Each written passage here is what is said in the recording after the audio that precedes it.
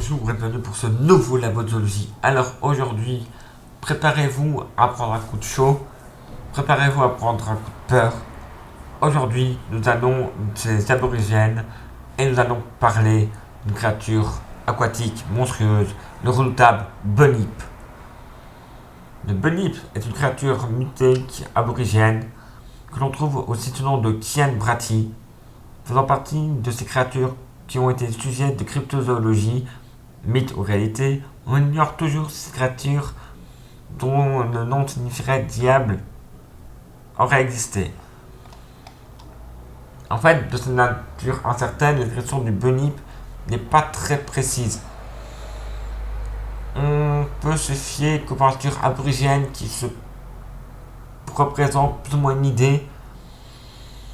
On sait que c'est une créature aquatique, amphibienne et hybride, une sorte d'énorme chien à fourrure noire ou marron, pour mesurer jusqu'à 2 mètres de long, à très long cou, sa tête rappelant celle d'un cheval, comme sa queue, ayant des nageoires, des dents de morse, il vit dans des marais, étangs, lagons ou des rivières.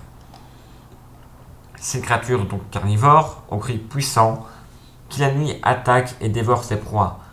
Il peut s'agir d'animaux comme d'humains qui seraient perdus ou aventurés sur son territoire. On dit d'ailleurs que les femmes et les enfants seraient ses proies humaines favorites. Ainsi, les aborigènes évitent toute étendue d'eau qui leur est inconnue, afin d'éviter de rencontrer la dite créature. On ne lui attribue pas de pouvoir particulier, mais on dit qu'il est porteur de maladies. La légende du Bunyip vient de tribus aborigènes, comme j'ai déjà dit. Il s'agit en fait pour elle d'animal mythique, représenté dans certains de leurs fresques. La colonisation de l'Australie par l'Empire britannique a posé sa légende. Dans les périodes d'exploration, les colons découvrent de nombreuses espèces alors inconnues pour eux. Ainsi, pour les colons, le Bunyip est une créature plausible, vivante, ce qui va mener à de très nombreuses recherches pour cette créature, dont les cryptozoologues dont j'ai déjà parlé.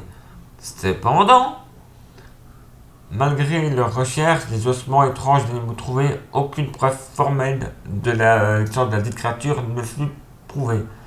Encore aujourd'hui, il reste un mystère. On pense qu'il s'agirait d'un animal existant, mais la légende serait née d'un animal dont la légende était déformée, et la description aussi. Même dans certains cas, on pense même que c'est une légende fabuleuse, comme pour la licorne, qui serait en fait une formation du rhinocéros. On trouve dans la littérature avec Téméraire, dans l'animation avec My Little Pony, Dot et Corongo, on trouve dans les jeux de rôle avec Donjons et Dragons, Werewolf de l'Apocalypse, Pathfinder, on trouve dans les jeux vidéo avec Final Fantasy, Tigre de Tasmanie, RuneScape, on trouve dans le cinéma avec Godzilla King of Monsters, dans les liens externes comme porté à raconter ces créatures de folklore australien, dans beaucoup de sites et de légendes qui parlent des faunes et flores australiennes. Sur ce, c'est la fin de ce labo de zoologie. À très vite. Ciao!